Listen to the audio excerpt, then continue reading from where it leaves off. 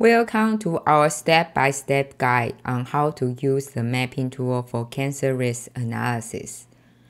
This tool is designed to make your data analysis experience both intuitive and insightful. Let's get started.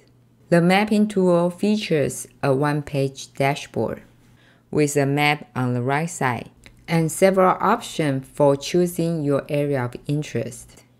On the left side of the dashboard, you will find panels displaying real-time statistical analysis of cancer risk.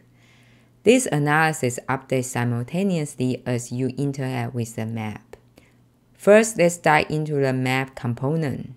We offer users the flexibility to define their area of interest. You can use the drawing tool to specify your area, and as you do so, the analysis on the left will update in real time. Alternatively, you can simply type in a specific address. After clicking on the parent census tract, the cancer risk information for that area will be displayed.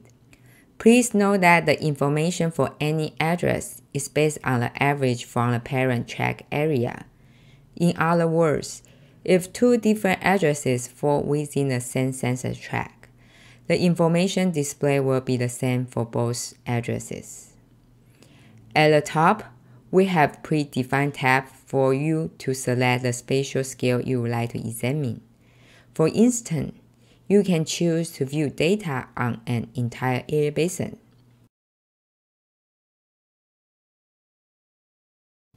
or narrow it down to a specific county.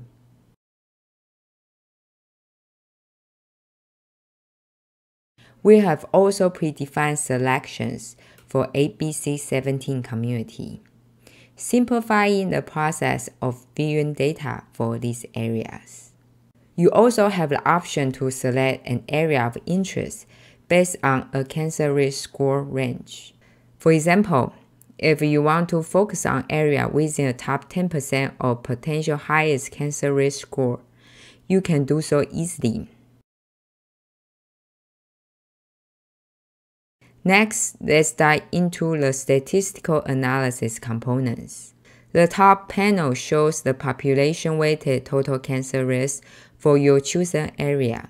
For example, if I select an area in the top 10% of potential highest cancer risk, the panel will display the population-weighted total cancer risk for this region. The middle panel has a donut chart presenting contribution from three air toxic categories: diesel particulate matter, DPM, volatile organic compounds, VOCs, and heavy metals, to the total cancer risk. If you click on the All Pollutants tab, you can enlarge the donut chart by clicking here to examine the result.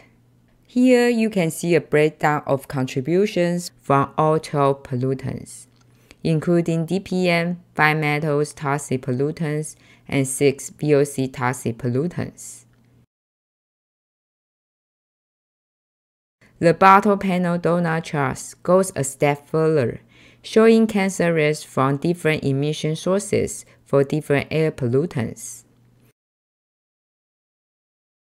For example, for DPM, you can see the contributions from various emission sources. Let's enlarge the panel by clicking here. The largest contributor is measured on road mobile activities, followed by aggregate area sources. Similar analyses are available for other pollutants like arsenic, where the largest contributors is stationary sources, followed by OGV at birth. By clicking through different toxic pollutants, you can see how emission sources contributions differ for each pollutant. And that brings us to the end of our tutorial on the mapping tool for cancer risk analysis.